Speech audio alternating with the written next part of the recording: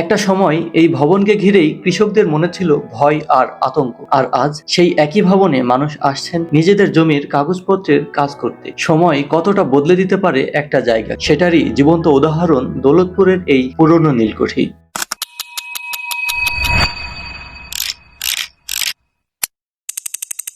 আসসালামু আলাইকুম, it's me MSK এবং আমি আছি এখন কুষ্টিয়া দৌলতপুর উপজেলার সোনাইকুন্ডি ডিসি ইকো পার্কের মধ্যে একটি ঐতিহাসিক ভবনের সামনে। আমার পেছনে যে পুরনো ভবনটি দেখতে পাচ্ছেন, এটি ব্রিটিশ আমলের একটি নীলকুঠি। চুনসুরকির তৈরি এই ভবনটি প্রায় 200 বছর ধরে দাঁড়িয়ে আছে সময়ের সাক্ষী হয়ে। ব্রিটিশ আমলে বাংলায় নীলের ব্যাপক চাহিদা ছিল। এই অঞ্চলের উর্বর জমি ও পদ্মা নদীর নৌপথের কারণে এখানেও নীল চাষের বিস্তার ঘটে। কৃষকদের অনেক সময় দাদনের মাধ্যমে নীল চাষে বাধ্য করা হতো, আর সেই শোষণ নির্যাতনের বিরুদ্ধে 1859 থেকে 60 সালের নীল বিদ্রোহ হয়ে ওঠে ইতিহাসের অন্যতম গুরুত্বপূর্ণ কৃষক আন্দোলন। এই নীলকুঠিও সেই সময়েরই একটি নীরব সাক্ষী। তবে সময়ের সঙ্গে এই জায়গার চিত্র অনেকটাই বদলে গেছে। এক সময় যেখানে নীলকর্তের কার্যক্রম চলতো, আজ সেই ভবনে চলছে হোগলবাড়িয়া ইউনিয়ন ভূমি অফিস। মানুষ এখানে এখন আসছেন নিজেদের খতিয়ান, নামজারি, ভূমি উন্নয়ন কর সহ বিভিন্ন ভূমি সেবা নিতে। অর্থাৎ ইতিহাসের সেই ভবন আজ সাধারণ মানুষের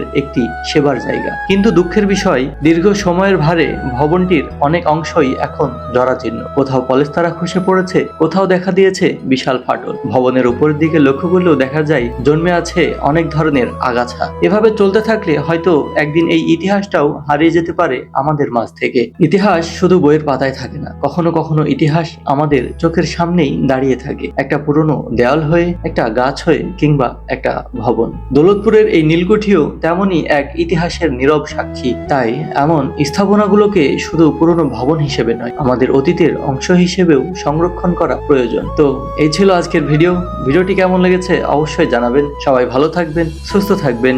আল্লাহ হাফেজ।